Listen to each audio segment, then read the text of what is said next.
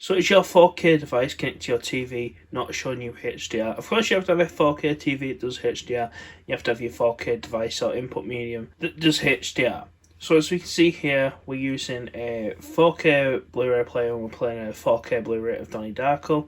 If we click the display button on here, you're going to see that it says HDR to SDR, so that's not HDR. And another way we can check if we're actually in HDR, if you're using something like a games console and you want to check, is you got your TV remote and you want to click something, it'll probably be like info, and as you can see there, it says HDMI 2, it says it's at 4K 24Hz, but it doesn't say that it's got HDR. So we're going to fix that, and the way you fix this is it's with your TV settings. This will be different probably for different TVs, but it's going to be in a similar place probably, and it's a similar setting. So all you want to do is you want to go to your menu. Once we're in our menu, we want to go to our settings, and what we're going to want to do is we're not want to go to picture, we want to go to the system. And when we're in system settings, we want to look for something called HDMI settings, and what we're going to want to look for is this setting down here, HDMI 2.0 format. And of course, another thing to mention, before you do this, you do need to have a HDMI 2.0 or greater cable.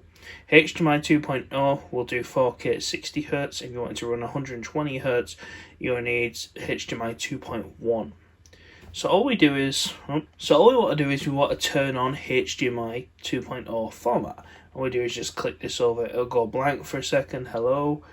And now if we go back, if we click our info button, you're going to see that you might have to restart your device once you've done this. So we did have to power cycle our device, just turn it on and off for this to take effect. But as we click our info button on our TV remote now, you'll see that it says HDR up there as well. If we click the display on our Blu-ray player, you'll also see that it says HDR there. So that's how you turn on HDR on your TV. I don't know why this just isn't enabled by default. It seems silly to me.